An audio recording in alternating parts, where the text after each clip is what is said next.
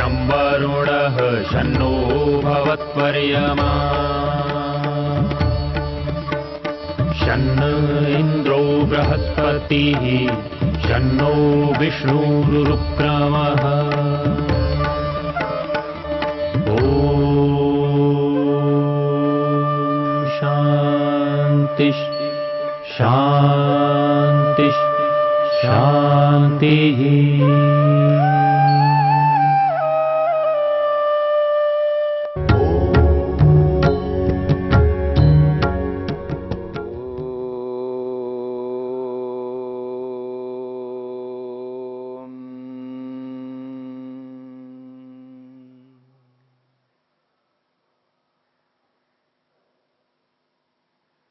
मन को एकाग्र करने के उपायों में महर्षि पतंजलि ने समाधि पाद के 38वें सूत्र में स्वप्न निद्रा ज्ञानालंबनम व इस 38वें सूत्र को प्रस्तुत करते हुए 2 प्रकार के उपाय बताए। एक उपाय है स्वप्न ज्ञान, जिसकी चर्चा हमने की है। स्वप्न ज्ञान, स्वप्न को विषय बना करके स्वप्न में जिस प्रकार की अनुभूति हुई, जो अनुभूति सुखदाई कल्याणकारी, मन को प्रसन्न शांत निर्भीक स्वतंत्र बनाने वाला स्वप्न, जिसको स्मरण करके व्यक्ति प्रसन्न होकर अपने मन को स्थिर कर सकता है और अपने अभीष्ट विषय में मन को एकाग्र कर सकता है। प्रारंभिक योगाभ्यासी, जिसने योग को प्रारंभ किया है, अभी इतना अनुभव नहीं है, योग में विशेष गति को प्राप्त नहीं किया, मन को सांसारिक विषयों से हटाकर योग में मन को एकाग्र करने के लिए अहिंसा, सत्य, अस्तेय, ब्रह्मचर्य, अपरिग्रह, शौच, संतोष, तप, स्वाध्याय और ईश्वर प्रणिधान, यम और नियमों को करने में मन को लगा रहा है, अभ्यास कर रहा है, अपने जीवन को योग में बनाने की चेष्टा कर रहा है। जब ध्यान का काल, जप का समय आता है, ईश्वर की भक्ति जिस समय करनी है, उस स्थिति में अपने मन को ईश्वर में एकाग्र नहीं कर पा रहा है,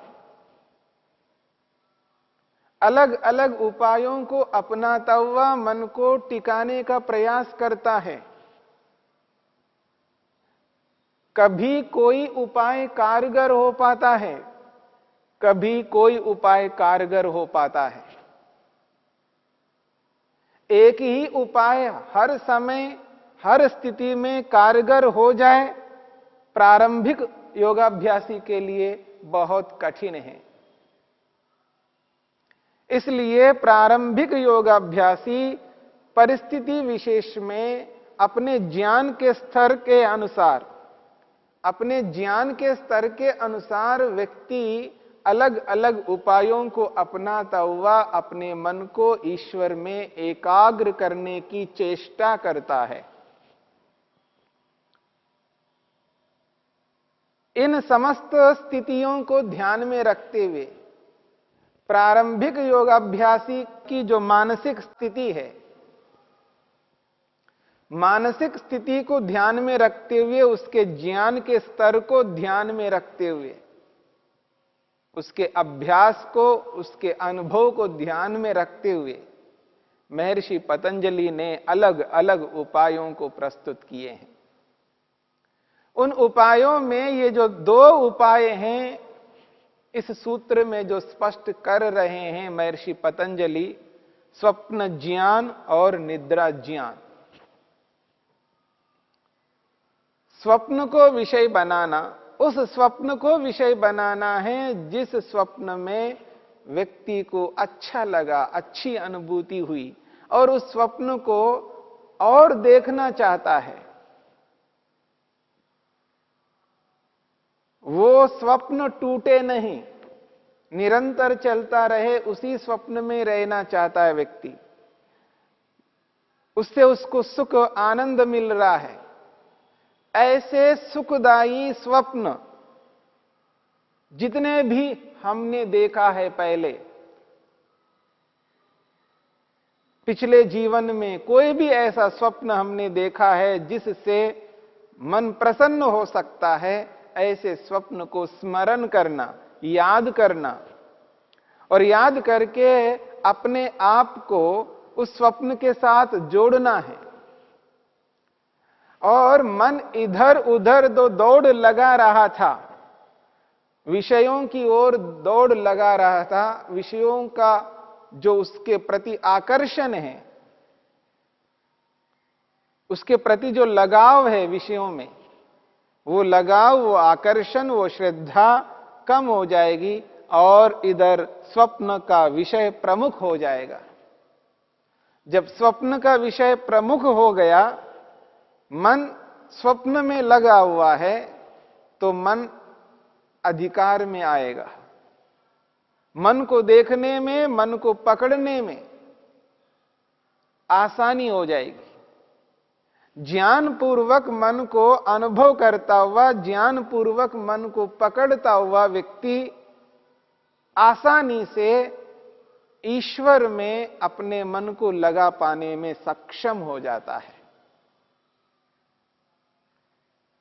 जब व्यक्ति प्रसन्न होता है, शांत दिखता है, सात्विकता रहती है, अपेक्षा से उसका मन अधिक नियंत्रण में रहता है।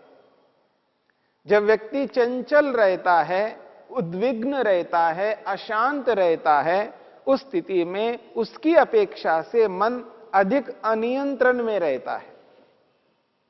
और इस बात को सभी लोग जानते हैं। तो इस स्थिति में व्यक्ति जब प्रसन्न होता है, शांत होता है, उस स्थिति में मन को आसानी से ईश्वर में लगाने में सफलता मिलती है। इसलिए स्वप्न ज्ञान को स्वीकार किया है। और जिस प्रकार से स्वप्न ज्ञान से व्यक्ति अपने मन को प्रसन्न करके ईश्वर में एकाग्र हो सकता है, ठीक इसी प्रकार निद्रा ज्ञान को भी यहां पर उपाय के रूप में प्रस्तुत किया है।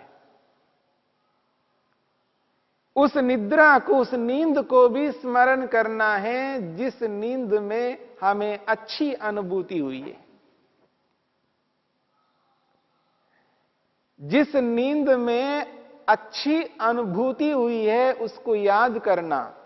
उस दिन जो नींद मैंने ली थी, कितनी अच्छी नींद ली, कितनी अच्छी अनुभूति हुई है, ऐसी नींद को, ऐसी अनुभूति को स्मरण करना और स्मरण करके मन को प्रसन्न करना, शांत करना और प्रसन्न मन एकाग्र होने में सक्षम हो जाता है। जिस प्रकार स्वप्न ज्ञान मन को एकाग्र करने में सक्षम है, उसी प्रकार निद्रा ज्ञान भी मन को एकाग्र करने में सक्षम है।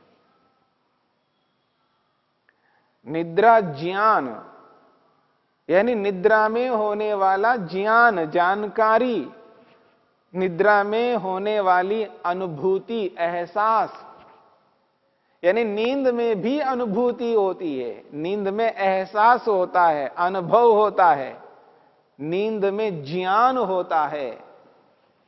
इस बात को समझने का प्रयत्न करना।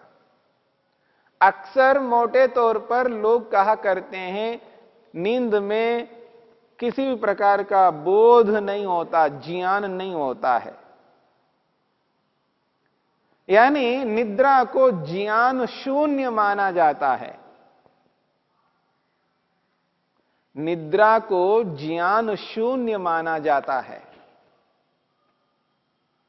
परंतु निद्रा में ज्ञान शून्य नहीं होता। हां, जो लोग निद्रा को ज्ञान शून्य मानते हैं वो मोटे तौर पर स्वीकार करते हैं, या वह कथन जो है मोटे तौर पर है, स्थूलता से है, सूक्ष्मता से नहीं है। निद्रा में ज्ञान शून्य जो कहा जा रहा है, वो जो ज्ञान शून्यता है वो जागृत अवस्था की दृष्टि से है। जागरण काल में दिन के अंदर जो व्यक्ति जाग रहा है, सोया हुआ नहीं है, तो जागरण काल में, जागृत अवस्था में दिन के अंदर जब व्यक्ति कार्यों को करता हुआ जो जानकारी प्राप्त करता है, जैसा ज्ञान उस वक्त उस समय काम करता है, वैसा ज्ञान निद्रा के काल में नहीं होता है। जागृत अवस्था वाले ज्ञान से शून्य होता है और स्वप्न ज्ञान से भी शून्य होता है।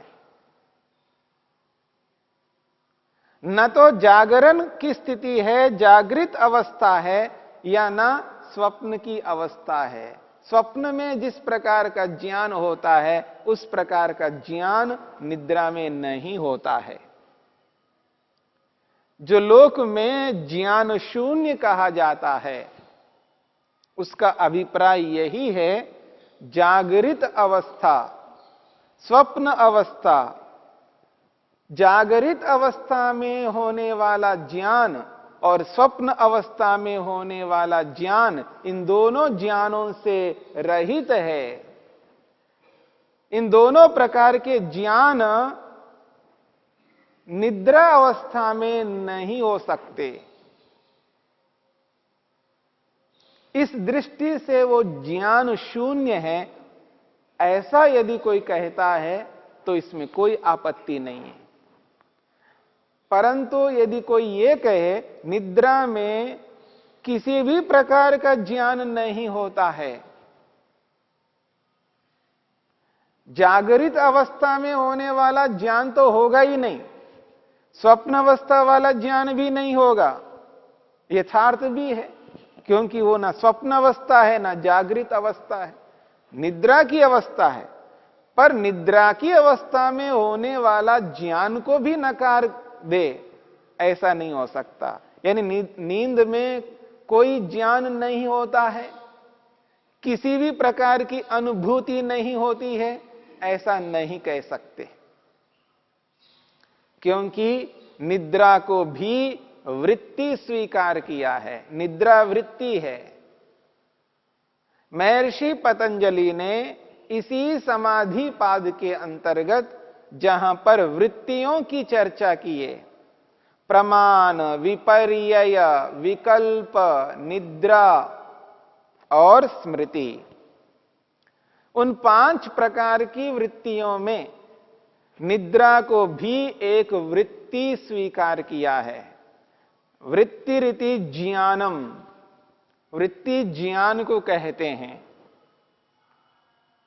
जैसे प्रमाण वृत्ति में ज्ञान होता है, वैसे ही निद्रा वृत्ति में भी ज्ञान होता है। इसलिए वृत्ति ज्ञान का पर्यायवाची शब्द है।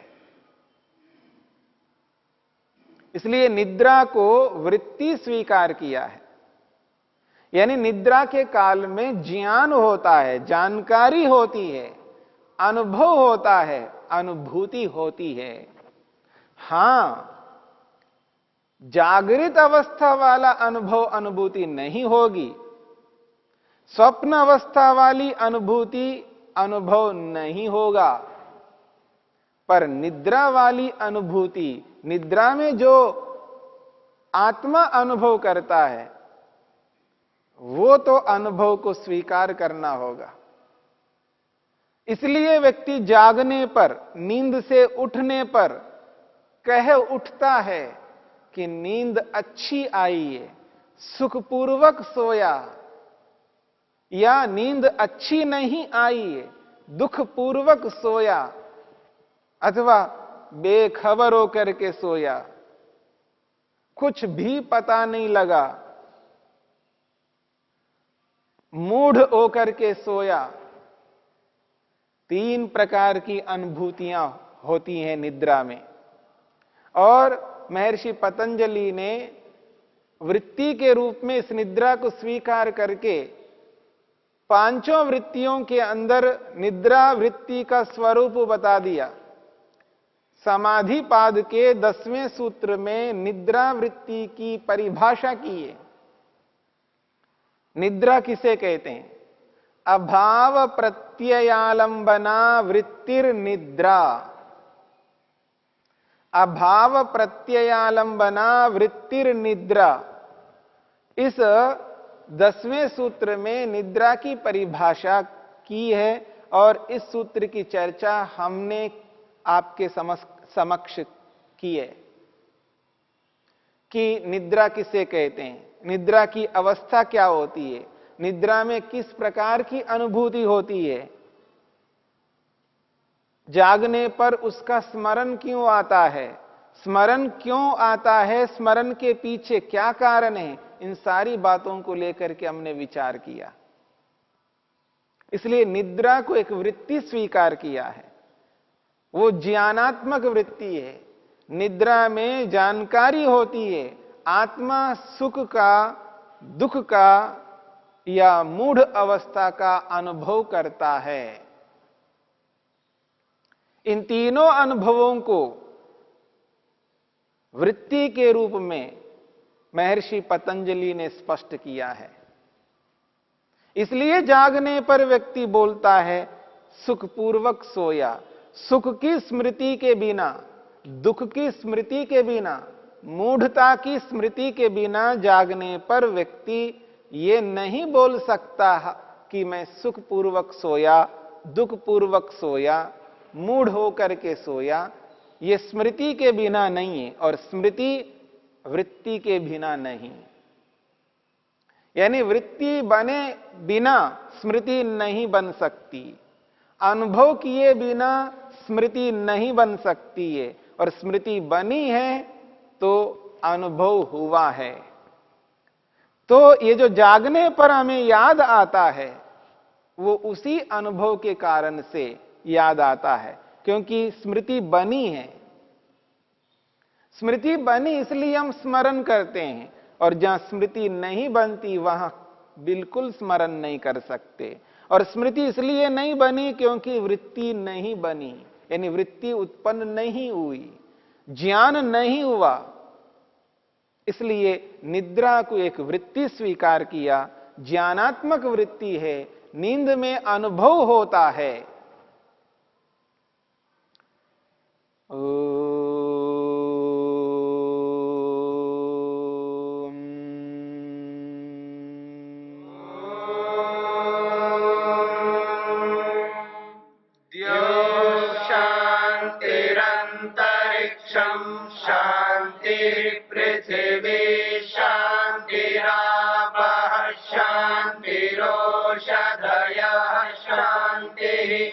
वनस्पतयः शान्तिर्विश्वे देवा शान्तिर्ब्रह्म शान्ति सर्वं शान्ति शान्तिरेव शान्ति शान्ति।